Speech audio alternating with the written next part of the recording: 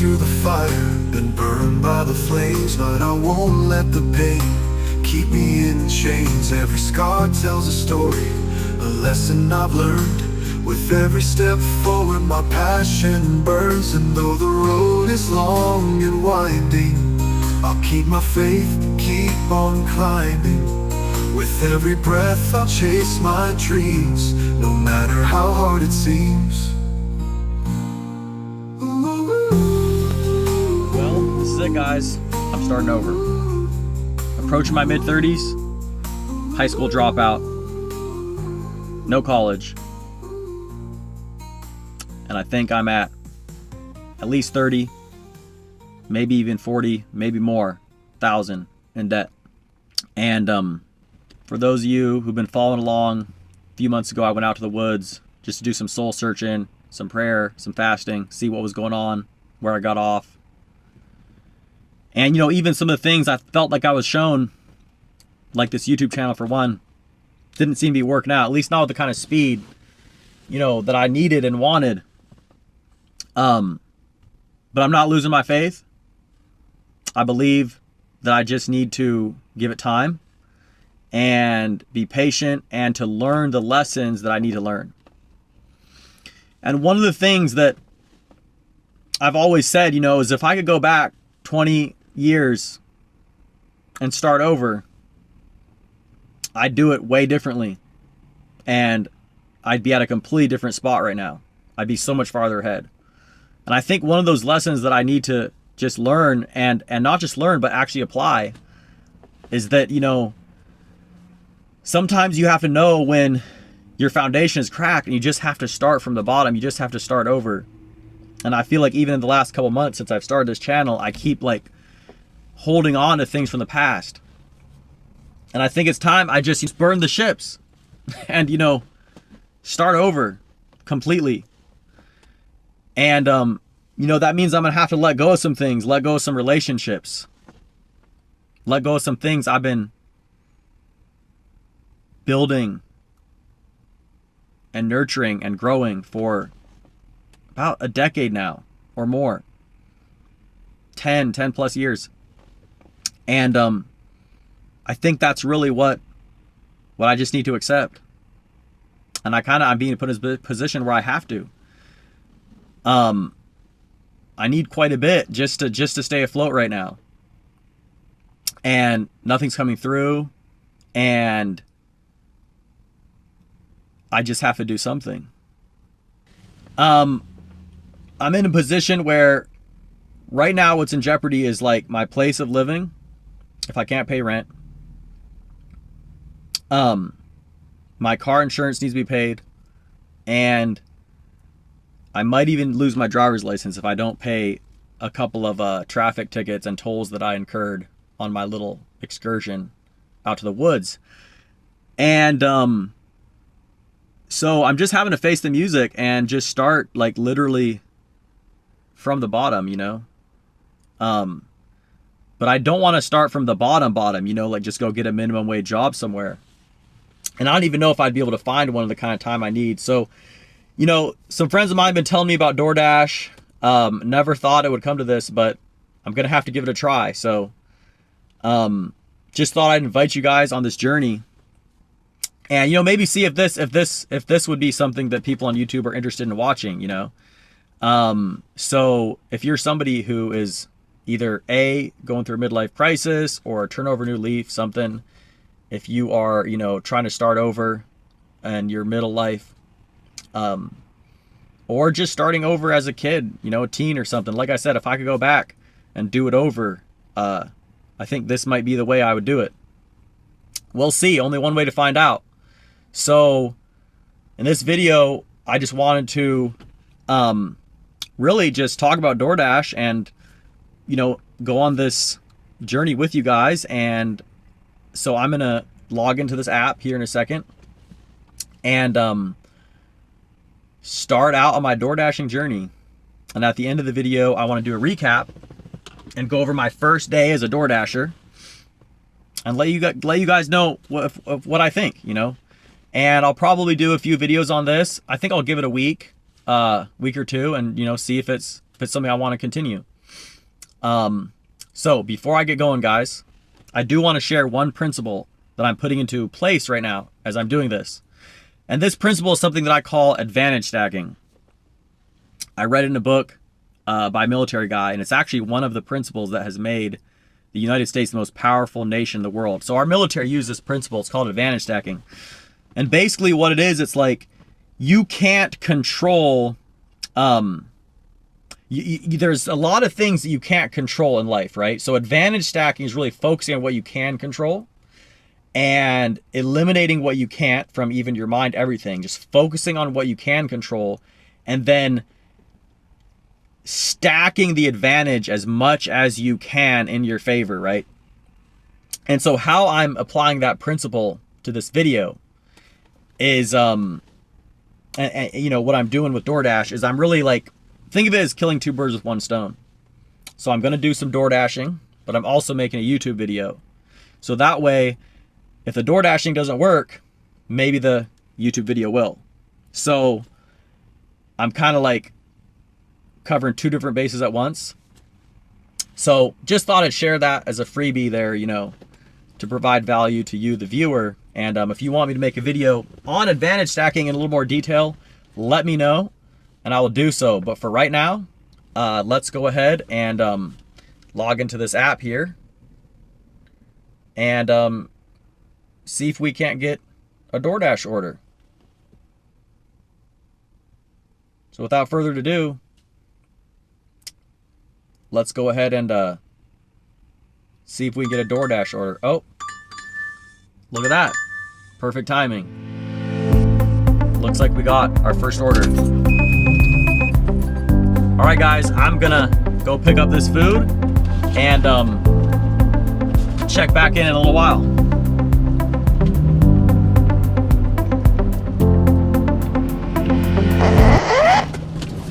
Okay, I'm just kidding, guys. That wouldn't that have been some timing, right? I actually just have the DoorDash sound recorded here. But wouldn't that have been something if it actually went off just like that? No, that was just for cinematic effect. But I am actually gonna really start door dashing, but it's actually on this phone here that I'm recording with. So I'm gonna go ahead and log into the app for real this time, and we'll see how this goes. I'll check back in. All right, guys, I got my first order, and it is starting to rain a bit. Hopefully that won't be an issue because it is supposed to freeze later too, so that would not be a good deal to be driving around trying to dash on black ice. So, all right, well, we're gonna run in here and get my first order.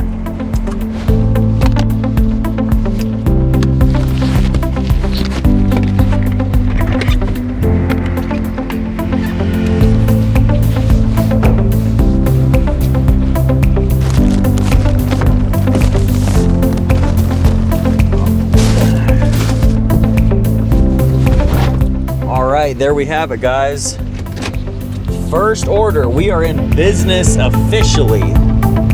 Let's go drop this off and see what kind of money we can make on this little DoorDash excursion.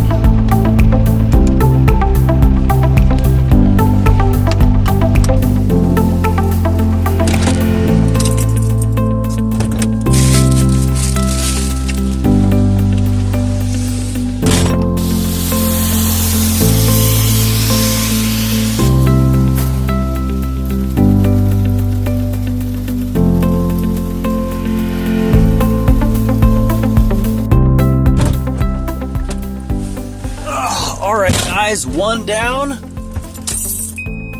many more to go.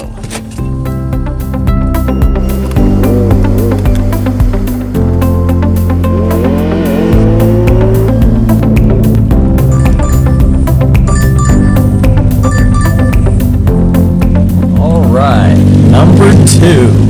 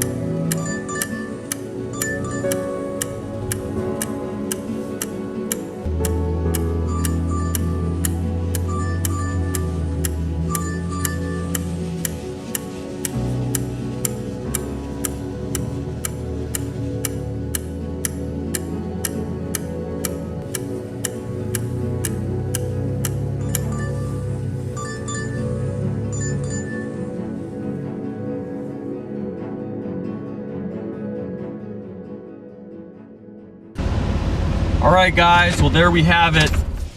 Day one door dashing case study is complete. So I want to go over my results with you guys. So I started out pretty strong. Actually, you know, I was joking in the beginning about that whole, you know, with the DoorDash sound going off, like I got an order right there, perfect timing. I did actually end up getting a order almost immediately after I did sign up, or I started the app, you know, after I, you know, turned off the video to DoorDash.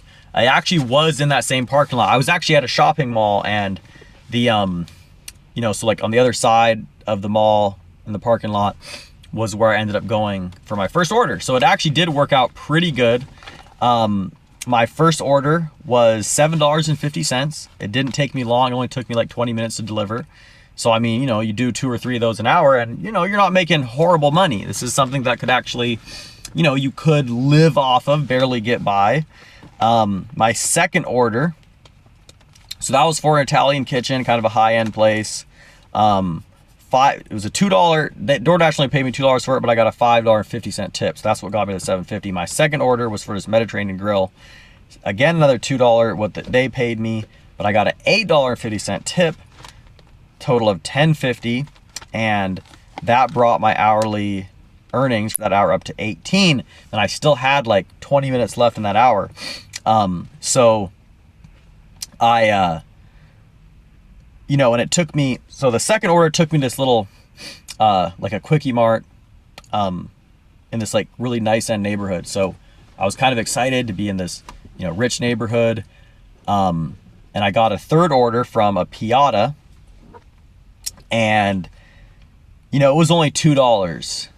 So I was like, do I accept it? Do I reject it? And of course, you know, what I've been learning is like, you want to keep your acceptance rate high. And I'm like, you know, I'm right at 18. I've got some time left. It's like, let me go ahead and accept it and just round this hour off to $20 an hour. Well, that's where things kind of took a turn. They went all the way downhill. So my first hour made 18 bucks an hour. My second hour though, I literally only made that $2. So like, that was pretty bad. That brought my average hourly down to, you know, 10 bucks an hour basically. And so I ended up way out in the boonies. Unfortunately, being in that rich neighborhood, I happened to get like the one order that took me out of the rich neighborhood out into the boonies. And so then my next order while I was out there was like another like $3 order or something. I just rejected it. I was like, nah, I'm not doing that. And then an $8 order came through, which that did not take me back into town. That took me even farther out in the boonies. So, you know, by this point we're like past 2 hours in and I'm only at $28.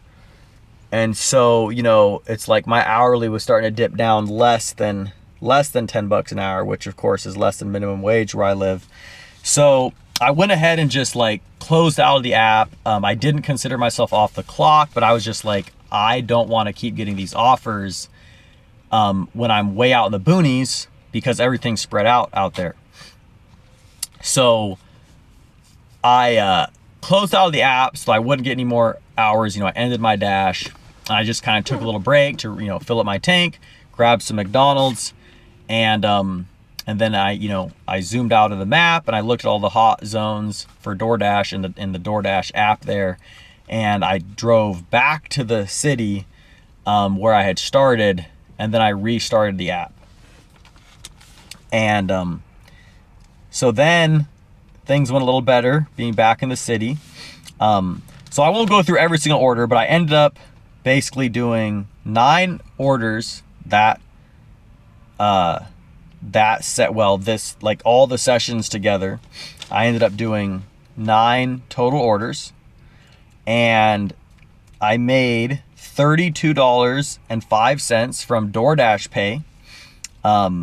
And then in tips, I received $28.50, bringing my total gross earnings for this session Now technically it's a new day. So from yesterday into today, I'm calling it today, but yesterday to today, it's like 3 a.m. We made $60.55 gross before expenses. Okay, so that is an average of $6.73 per trip or per order, and an average of $10.09 per hour gross. Okay, now let's get into the expenses. So I filled up my tank. Well, not filled up. I'm so broke that I'm like having a nickel and dime my tank right now. So I put $10 in at the beginning and then another $25.16 later on after I'd made a little bit of money. I felt comfortable swiping my credit card. Guys, I never like to use credit as a practice, unless you're going to have the money to pay it back. So once I made a little bit of money, I went ahead and swiped my credit card, even though I can't access the money for, I think, at least a week until everything gets set up in DoorDash and they send me my card. I couldn't access it, but I felt good. So I got gas twice, total of $35.16. And that McDonald's run I did for my personal food was $7.59, bringing my total expenses to $42.75.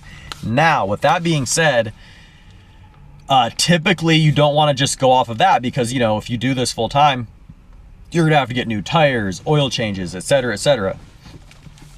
And of course, eventually you have to buy a whole new car. So typically on taxes, from what I understand it, people write off, and from what I've done in the past, this is not tax advice, this is just you guys do your own research, but just from what I can remember, and what I've done myself, it's 70 cents per mile. That's what the IRS, I believe, allows for your write-offs. Okay, and I also cross-referenced that with I did some Google searches, and that figure is consistent with independent consumer reporting agencies.